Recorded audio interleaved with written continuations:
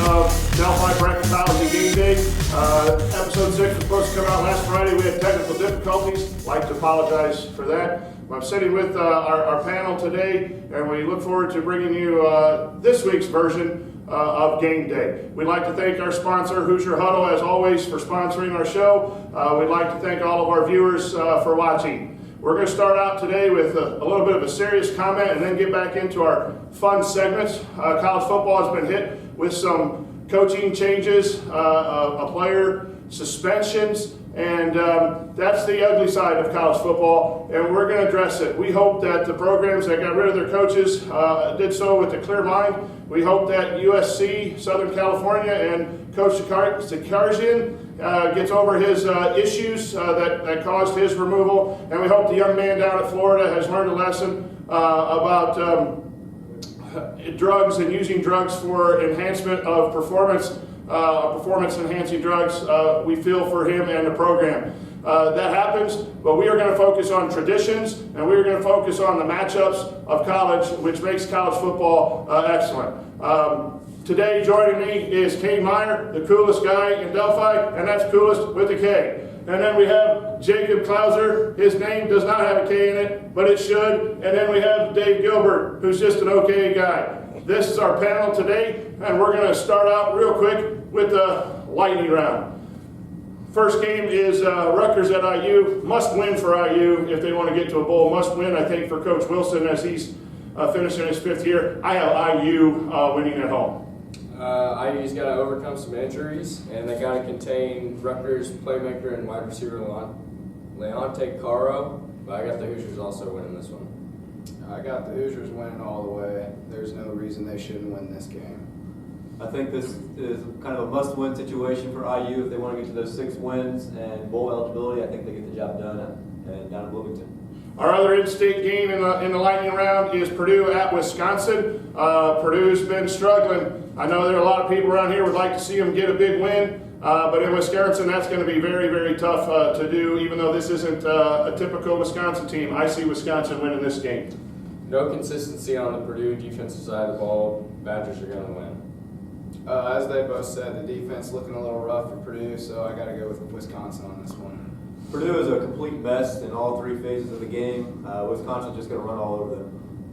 And now we're going to send it out to our traveling correspondent, Kyle Klein, who is up in South Bend, Elkhart area. Kyle, how are you doing today? Hey, thanks, Mr. T, and guys back at the studio. I'd like to welcome you guys to our Game Day segment here. I am actually on location at the Notre Dame Library. You may recognize this person back here behind me. This is Touchdown Jesus, or as back where I grew up, we call him Touchdown Jesus. Anytime that you get a field goal, Notre Dame gets a field goal, go! 3 points for the Golden Domers. Back to you guys. Thanks, Mr. Klein, for that report. Lots of traditions up in South Bend at Notre Dame. Now we have our games of the week. We're going to start out with a couple of SEC matchups. The first one is Alabama at Texas A&M. Kane? Alabama's 5-1 right now. They're ranked 2nd nationally in defensive efficiency and 3rd in offensive efficiency. So they're looking pretty good on both sides of the ball right now.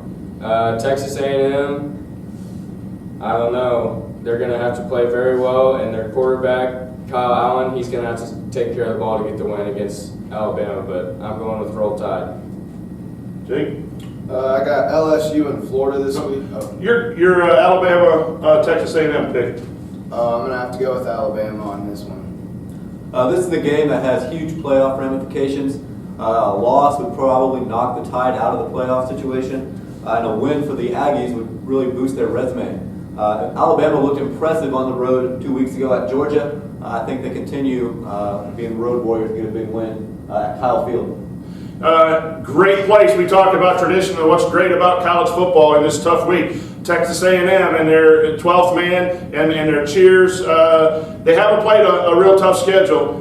This would be huge for them, but I just believe Coach Saban has Alabama primed to overcome that loss earlier in the season. I pick Alabama. And now, Jake, I'm so excited in his first time on Game Day, jumped the gun, but now you get Florida at LSU, Jake.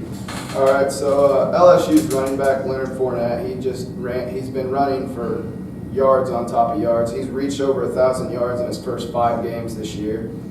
And this is the first time he's going to face a good quality defense in the SEC, so we're going to see how this goes. And then Florida's quarterback just got suspended for the use of performance-enhancing drugs, so they're going to have to go with their second string this week and see how that rolls over for him. But I'm going to have to go with LSU this week. Florida has been a surprise unbeaten team this year, quickly rising up the rankings. They have a very solid defense, but that defense will be sorely tested by Leonard Fournette this week. LSU's offense was clicking on all cylinders last week against South Carolina, racking up over 600 yards. Death Valley at night is almost impossible to win at, especially playing without Will Grier. And even if they did have Will Grier, they still face a tough situation. I'm going to go with the Tigers at home. Big loss for Florida in the quarterback position. I don't know if they're going to be able to overcome. I think the team chemistry is going to be out of whack, so I'm going to go with an LSU win this week. I think LSU wins this one. It'll be close, but with the circumstances of the week, I think LSU is favored. Our last game of the week is a Big Ten matchup, a rivalry game. Another thing that is good about college football, Michigan State at Michigan at the Big House. Two great teams. Michigan State has been high in the polls all year. Michigan is gaining ground, only losses to Utah. Coach Harbaugh has brought Michigan Smash Mouth football back. Their defense has had 3 straight shutouts and is only given up 6.3 points per game.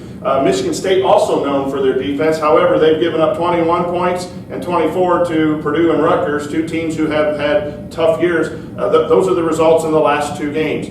2 veteran quarterbacks in Cook from Michigan State and Rudock from Michigan have to take care of the ball. Turnovers are going to be a key here. I think also which team establishes the run.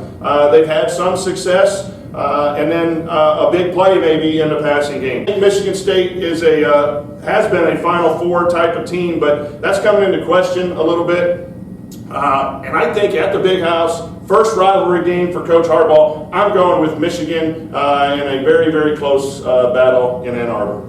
Well, in the Big House, Michigan State hasn't been playing very well defensively the past 2 games. I don't think they're going to be able to overcome the noise and the crowd. I see the Wolverines continue their journey up the poll and upsetting MSU.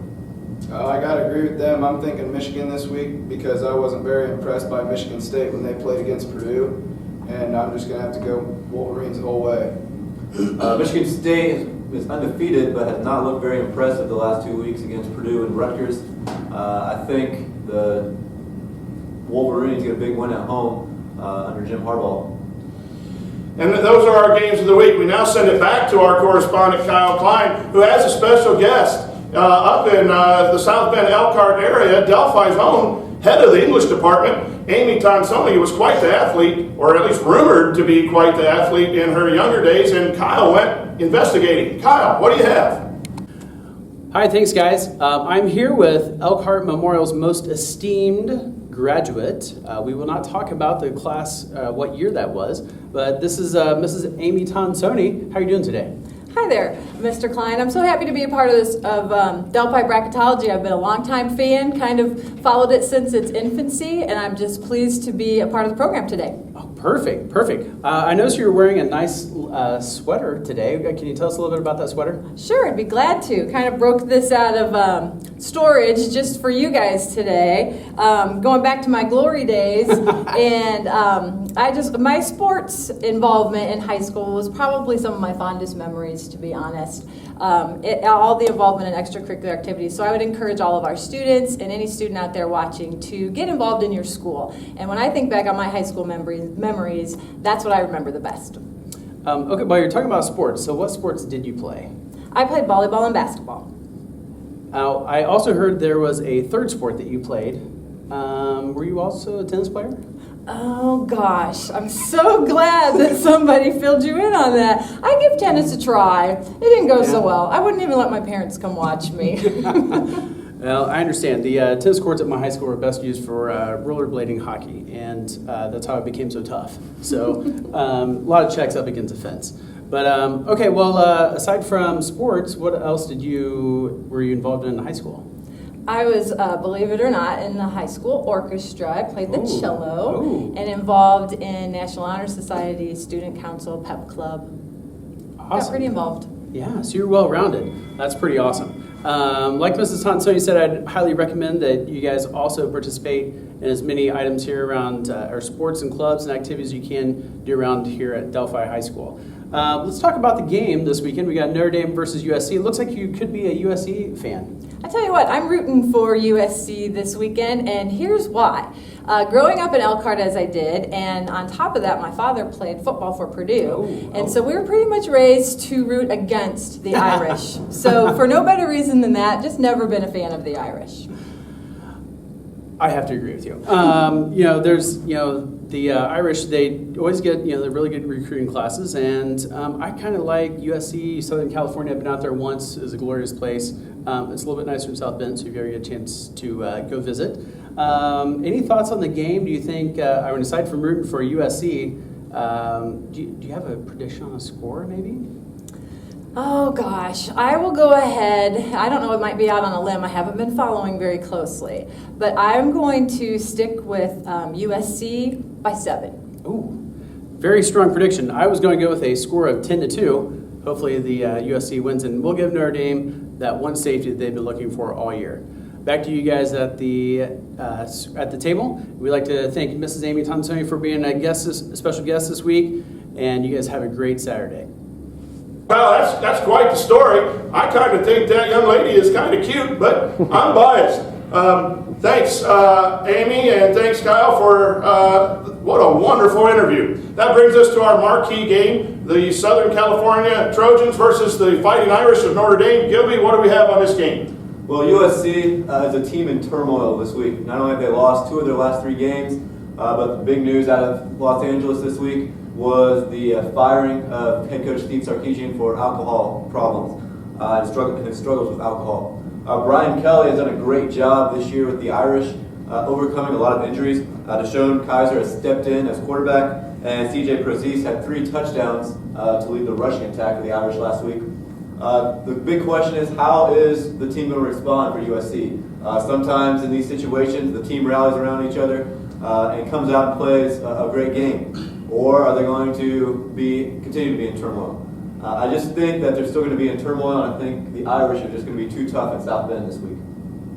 As Gilby said, I think Notre Dame's going to have to win this one. I think USC is just under too many bad circumstances this week to be able to pull one off, so I'm going Notre Dame. USC, they both said coaching position is a mess. Playing in South Bend is not going to help their cause. I got the Irish getting the victory. Again, focusing, we wish Coach Sarkisian all the best, and we're saddened by his situation, but it does affect the game. But USC Notre Dame goes back a long ways. The green jerseys back maybe a couple decades ago. A big rivalry game. Both sides will come out and play hard. The Notre Dame campus will be hopping. I have to go with the Fighting Irish to get the win in this one. So that does it for episode 6. Hopefully our production goes a little more smoothly this week, and we get this out to you soon. We also have a top 25 poll that I got to get out there somehow on at Delphi Brackets. Follow us there. Thanks again to Hoosier Huddle for staying with us and sponsoring us. Thank you for my awesome panel. We really appreciate this. We hope you enjoy your college football Saturday. Thank you.